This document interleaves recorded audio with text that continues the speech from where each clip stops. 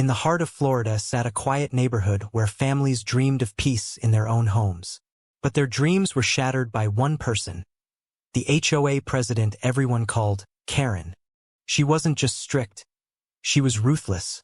If your trash can sat outside for more than 5 minutes, you'd be fined. If your kids bounced a basketball in the driveway, you'd be fined again. Even planting flowers that weren't on her approved list could cost you hundreds of dollars. At first, people tried to laugh it off. That's just Karen being Karen, they said. But soon, her control grew heavier. Smiles faded from neighbors' faces, frustration took root, and people began to wonder if they truly owned their homes at all, or if Karen owned them. Nobody expected this small community's nightmare to reach Florida lawmakers.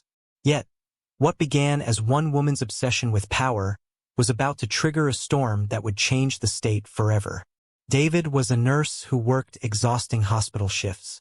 One night, too tired to bother with the narrow garage, he parked his car outside his home.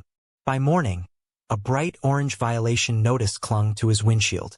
Standing nearby with folded arms and a smug grin was Karen. "Rules are rules," she sneered. "If you can't follow them, maybe you don't belong here."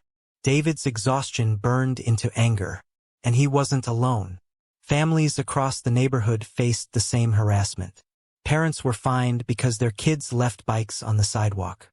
Retirees were threatened with foreclosure over lawns that grew an inch too tall. The HOA board, under Karen's iron grip, had turned from a management group into a money-making machine fueled by intimidation. The community stood at a breaking point. David could have ignored it, packed up, and moved away like others had. But this time, someone was ready to fight back. And what started as one unfair parking violation would ignite a movement against the most feared HOA president Florida had ever seen. As weeks passed, the situation spiraled out of control. Karen and her board filed foreclosure cases against families over petty infractions. One family almost lost their home simply because they painted their front door a slightly different shade of blue. Fear spread like wildfire. Neighbors whispered about leaving, but a few brave voices decided enough was enough. David and several others began secretly recording Karen's tirades. They documented her shouting at residents, handing out absurd fines, and threatening to ruin people's lives. Soon, they gathered signatures for a petition to demand her removal. But this fight wasn't staying quiet. Videos of Karen's behavior leaked onto social media, sparking outrage. News reporters showed up with cameras, capturing the chaos. The story traveled far beyond the neighborhood, landing directly in front of Florida's lawmakers. Karen still believed she was untouchable. She strutted around the neighborhood, clipboard in hand, certain her rules would always win. But the tide was shifting. For the first time, the community wasn't afraid. They were building momentum, and Karen had no idea how close she was to losing everything. The headline hit every Florida news station.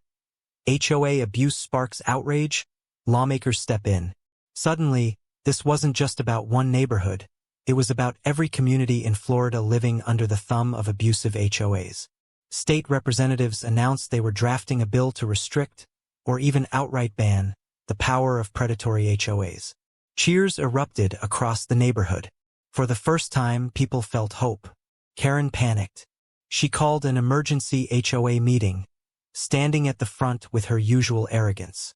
She threatened residents, insisting the media had twisted the truth. But this time, the tables had turned.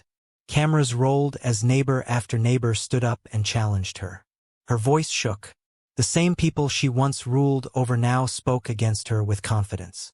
Her reign of power crumbled before her eyes.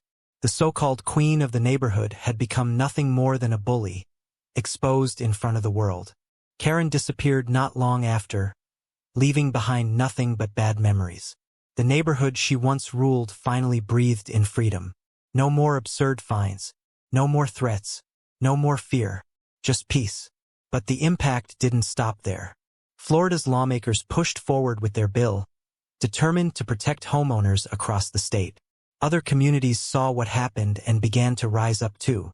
What one HOA president meant for control had sparked a movement for change. For David and his neighbors, it wasn't just a victory against Karen. It was a victory for every homeowner who had ever felt powerless against an abusive HOA. Their fight proved that even the loudest bully can be silenced when people stand together. And now, whenever the neighborhood remembers Karen, it isn't with fear. It's with laughter, because the very state she thought she controlled had turned against her. And Florida? It was one step closer to banning HOA abuse forever. If you enjoyed this storyline, share and subscribe to QZ Stories.